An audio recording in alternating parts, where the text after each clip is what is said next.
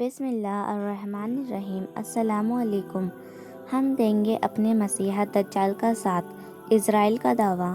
دوستو، حدیث کے سبھی کتابوں میں یہ دلوں کو چھو جانے والا واقعہ ضرور ملتا ہے کہ ایک مشہور صحابی کے جن کا نام حضرت تمیم الداری رضی اللہ تعالیٰ عنہ تھا، وہ سمندر میں دجال سے جا کر ملے تھے اور دجال نے ان سے 3 نشانیاں پوچھی تھیں جو آج ہر طرح سے پوری ہو چکی ہیں۔ حدیث میں آتا ہے کہ مشہور صحابی حضرت تمیم الداری رضی اپنے علاقے سے 30 آدمیوں کے ساتھ ایک ناؤ پر سوار ہو کر مدینہ شریف کی طرف نکلے تاکہ حضور صلی اللہ علیہ وسلم کے ہاتھوں پر اسلام قبول کر سکے۔ وہ صحابی خود فرماتے ہیں کہ ہم سبھی 30 آدمی دھیرے دھیرے اپنی ناؤ سے مدینہ کی طرف بڑھ رہے تھے، لیکن ایک رات اچانک سمندر میں طوفان آ گیا اور ہماری ناؤ موجوں کے حوالے ہو گئی۔ وہ سمندری طوفان اتنا زیادہ خطرناک تھا کہ ہوا جدھر بھی چلتی ہماری ناؤ ادھر ہی چلنے لگتی۔ ہمیں اپنی موت سامنے نظر آ رہی تھی۔ سمندر کے ہر تھپیڑ جب بھی ہماری ناؤ سے آ کر ٹکراتی تو ہمیں یہ خوف رہتا کہ ہماری ناؤ اب الٹ کر تباہ ہوگی یا تب جینے کی کوئی امید نہیں بچی تھی۔ 1 مہینے تک ہماری ناؤ اسی طرح سمندر میں ادھر ادھر بھٹکتی رہی۔ ملاح نے بھی مایوس ہو کر ناؤ کو چلانا چھوڑ دیا تھا۔ 1 مہینہ اسی طرح گزر گیا۔ اچانک ایک صبح ہمیں سمندر ہی میں بہت دور کچھ پیڑ نظر آئے۔ ایسا لگ رہا تھا جیسے وہ پیڑ سمندر کے بیچ لگے ہوں۔ انہیں دیکھ کر ہمارے اندر زندگی کی ایک امید جاگ گئی، کیونکہ سمندر کے بیچ پیڑوں کا مطلب صاف تھا کہ وہاں پر آئی لینڈ مطلب ٹاپو ہے جس پر پناہ لے کر ہم اپنی زندگی بچا سکتے ہیں۔ اس لیے ہم نے اپنی ناؤ اسی ٹاپو پر کی طرف بڑھانا شروع کر دیا۔ کئی گھنٹوں کی محنت کے بعد ہماری ناؤ اس ٹاپو سے جا لگی۔ وہ سمندر کے بیچ ایک بہت گھنا جنگل تھا۔ ہر طرف بڑے بڑے پیڑ لگے تھے۔ شام ہونے پر قریب تھی، سورج ڈوبنے ہی والا تھا کہ ہم اس سے پہلے ہی اس سمندری ٹاپو کے پاس پہنچ گئے۔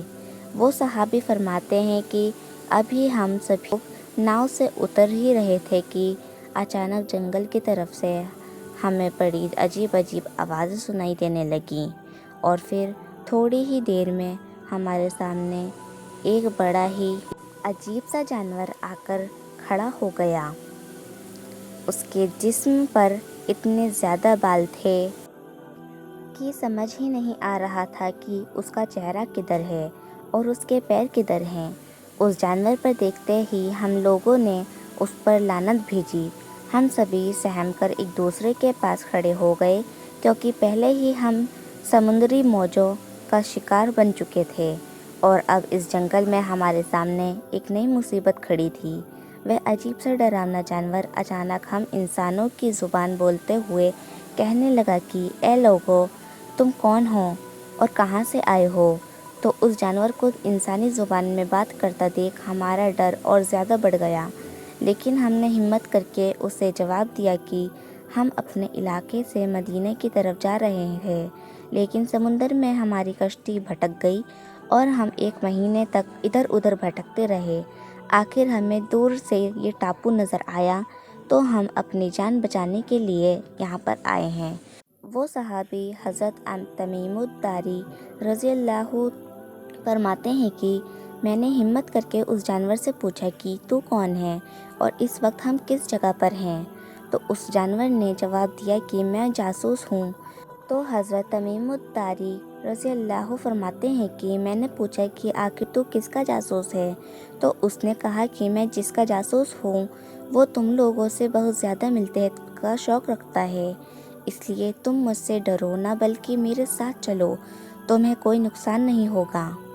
حضرت تمیم الداری رضی اللہ فرماتے ہیں کہ ہم سبھی 30 لوگ اس کے پیچھے چل دیے۔ وہ جانور ہمیں گھنے جنگلوں کے بیچ عجیب راستے سے اندر کی طرف لیا جا رہا تھا۔ چلتے چلتے اچانک ہمارے سامنے ایک بہت بڑا پرانا محل آ گیا جو اونچے اونچے گھنے پیڑوں سے ڈھکا ہوا تھا۔ اس جانور نے ہم سے اشارہ کرتے ہوئے کہا کہ تم لوگ اس محل میں داخل ہو جاؤ۔ وہ صحابی حضرت تمیم الداری رضی اللہ فرماتے ہیں کہ ہم سبھی لوگ ہمت کر کے اندر داخل ہو گئے۔ اچانک ہم نے ایک بہت ہی ڈراؤنی شکل کا بڑا سا انسان موٹے موٹے زنجیروں میں جکڑا دیکھا۔ وہ زنجیروں سے خود کو چھڑانے کے لیے اتنی زور سے چھلانگ لگاتا کہ محل کے چھت کو جا کر چھوتا، لیکن اس کی زنجیر نہ ٹوٹتی۔ وہ اتنا زیادہ ڈراؤنا تھا کہ اسے دیکھ کر ہم سبھی کے جسم کانپنے لگے۔ اسی خوف و دہشت میں ہم نے اس انسان پر لعنت بھیجی اور کہا کہ آخر تم کون ہو؟ وہ سامنے زنجیروں میں جکڑے شیطانی انسان نے جواب دیا کہ پہلے تم لوگ بتاؤ کہ آخر تم کون ہو؟ حضرت تمیم الداری رضی اللہ فرماتے ہیں کہ میں نے اس کے سامنے اپنے سارے حالات بیان کر دیے کہ ہم سبھی لوگ اپنے علاقے سے مدینہ جا رہے تھے کہ راستے میں ہماری کشتی بھٹک گئی اور 1 مہینے ادھر ادھر بھٹکنے کے بعد ہم تمہارے پاس اس ٹاپو پر پہنچے اور تمہارے اس جاسوس سے ہماری ملاقات ہوئی تو وہ ہمیں لے کر تمہارے پاس آیا۔ اس زنجیروں میں جکڑے انسان نے کہا کہ میں تم سے 3 سوال کروں گا۔ پہلا، تم مجھے میرے 3 سوالوں کا جواب دو، پھر میں تمہیں اپنے بارے میں بتاؤں گا۔ حضرت تمیم الداری رضی نے جواب دیا کہ ٹھیک ہے، پوچھو، تم کیا پوچھنا چاہتے ہو؟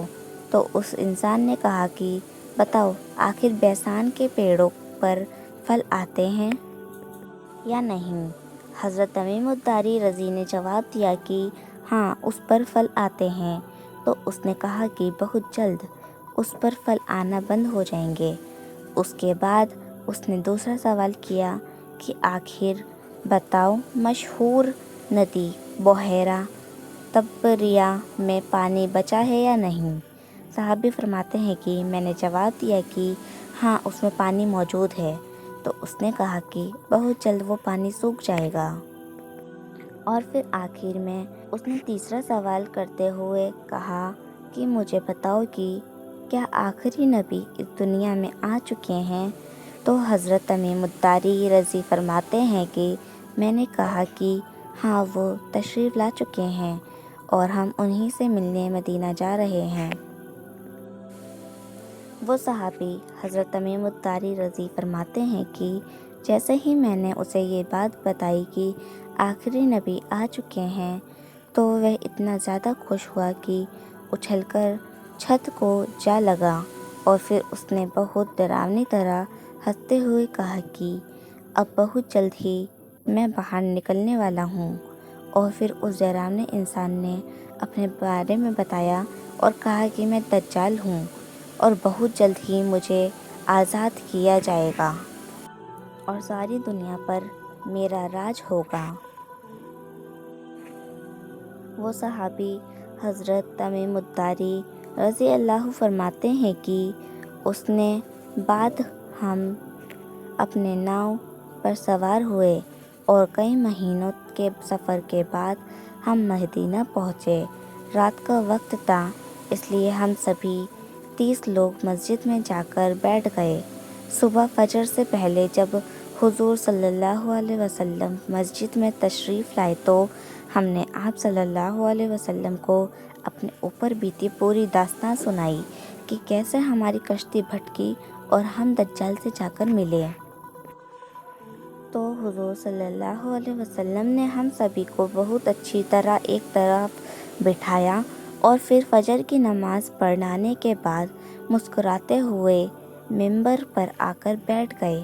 صحابہ اکرام کو حکم دیا کہ اپنی اپنی جگہ پر بیٹھے رہو، اور پھر حضور صلی اللہ علیہ وسلم نے سبھی صحابہ اکرام سے فرمایا کہ دیکھو، میں تم سے کہا کرتا تھا کہ دجال اسی دنیا میں موجود ہے، یہ دیکھو تمیم الداری تمہارے پاس یمن سے آئے ہیں اور ان کی ملاقات سمندر میں دجال سے ہوئی ہے۔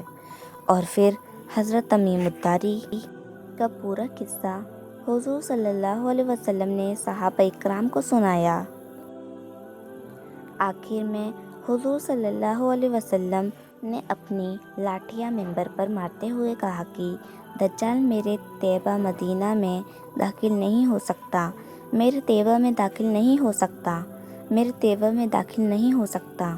اور پھر حضور صلی اللہ علیہ وسلم نے مشرق کی طرف اشارہ کرتے ہوئے کہا کہ دجال اس وقت مشرق میں ہے، اس وقت مشرق میں ہے، اس وقت مشرق میں ہے۔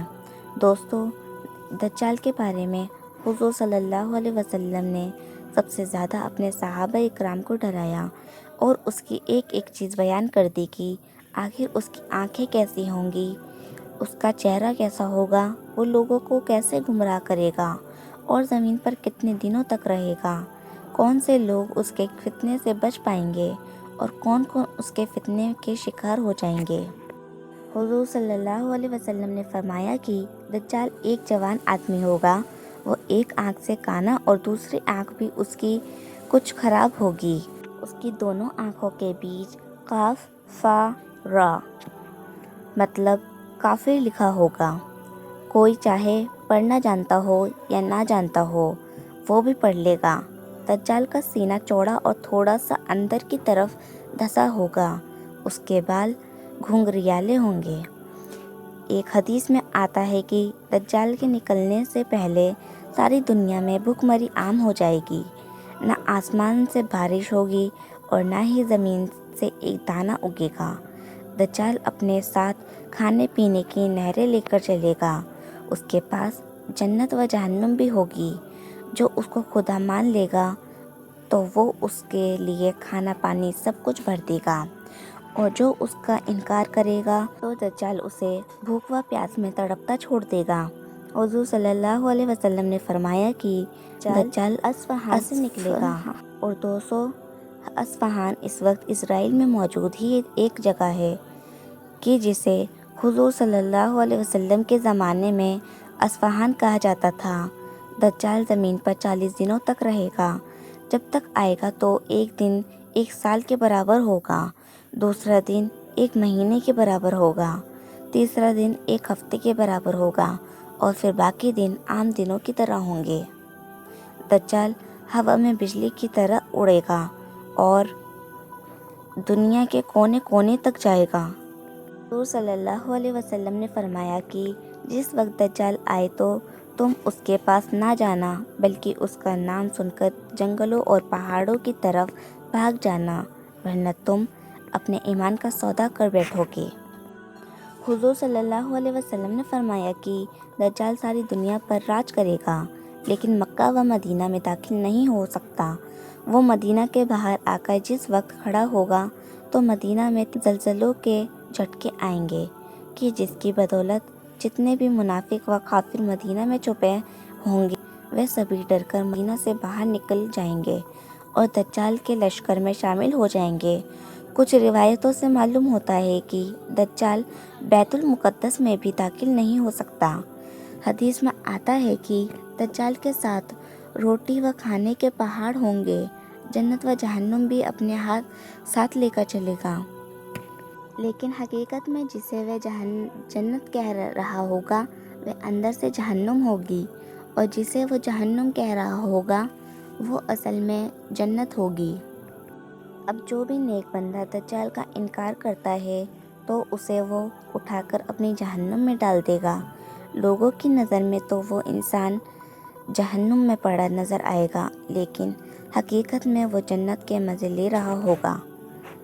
حضور صلی اللہ علیہ وسلم نے فرمایا، دجال کا ساتھ دینے والے یہودی لوگ ہوں گے، اور یہودیوں کے پیچھے دوسری قومیں بھی دجال کو اپنا خدا مانتی چلی جائیں گی۔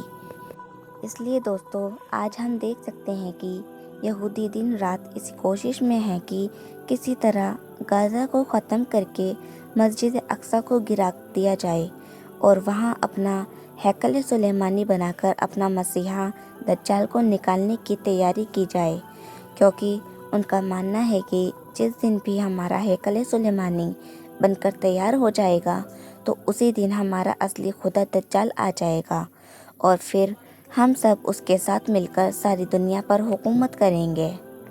اللہ تعالیٰ ہم سبھی مسلمان کی دجال سے حفاظت فرمائے اور فلسطین مسلمان اور وہاں کے بچوں کی قربانیاں قبول فرمائے اور ہمیں بھی ان کی مدد کرنے والا بنا دے۔